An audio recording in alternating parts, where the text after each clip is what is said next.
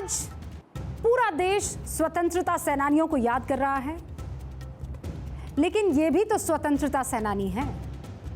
इनके बारे में आप में से कितने लोग जानते हैं? इन चेहरों को आपने कभी देखा है? और अगर देखा है तो आपके जहन में इनके नाम और इनका काम ताज़ा है?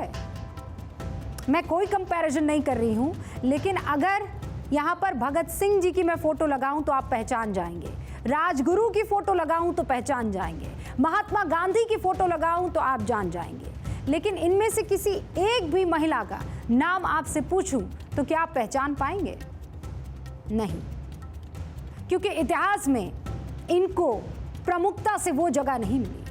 जबकि चाहे अहिंसक तरीका हो आंदोलन लड़ने का या करने का, या हथियारों के दम पर हो, अंग्रेजों के खिलाफ क्रांति इन महिलाओं ने पूरी शिद्दत से लड़ी और की है। कुछ तस्वीरें आपके सामने मैंने रख दी है और मैं अभी भी जानती हूं आप इनमें से कोई एक नाम नहीं बता पाए होंगे।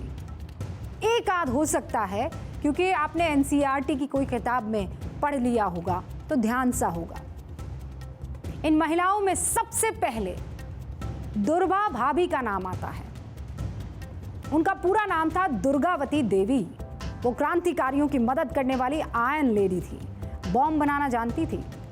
गिरफ्तारी से बचने के लिए चंद्रशेखर आजाद ने जिस पिस्टल से खुद को शहीद कर दिया था, वो उनको दुर्गा भाभी ने दी थी।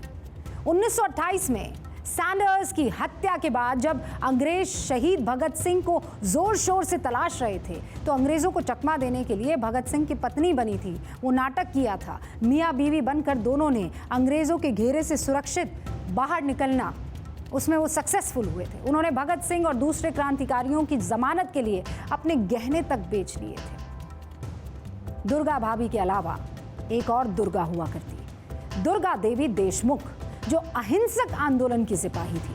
वो केवल 12 साल की उम्र में आज़ादी के आंदोलन में कूद गई थी। वो आंध्र की निवासी थी, लेकिन हिंदी माध्यम के स्कूल, हिंदी मीडियम स्कूल उन्होंने खोले और उनकी प्रेरणा से आंध्र की हजारों महिलाएं आज़ादी की लड़ाई में शरीक हुई और जेल गई। बंगाल की मातंगिनी हाजरा, वो इतनी बड़ी गांधीवादी महिला थी कि लोग उनको प्यार से बूढ़ी गांधी कहते थे। वो बेहद गरीब थी, लेकिन भारत छोड़ो आंदोलन के दौरान जब अंग्रेज मारकाट मचा रहे थे तो वो आंदोलनकारियों के आगे आगे चलती थी। बंगाल के तमलुक में अंग्रेजों ने उन्हें गोलियों से छलनी कर दिया, लेकिन मरते दम तक बूढ़ी गांधी ने वंदे मातरम का नारा कहना बंद नहीं किया और तिरंगे को नीचे नहीं गिरने दिया।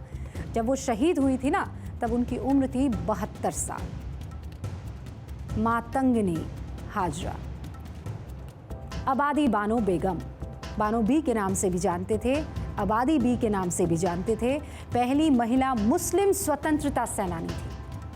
उनके 2 बेटों का नाम था मौलाना शौकत अली, मौलाना मोहम्मद अली जौहर, जो अली ब्रदर्स के नाम से मशहूर हुए।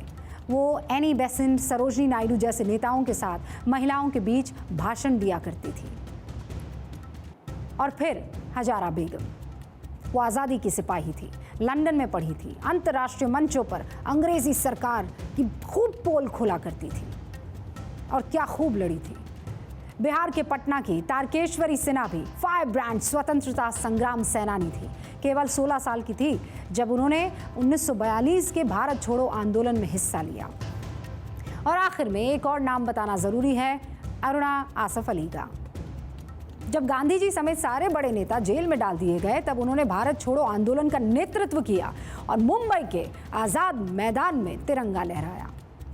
इसीलिए 77वें स्वतंत्रता दिवस पर इन स्वतंत्रता सेनानियों को याद करना ज़रूरी है।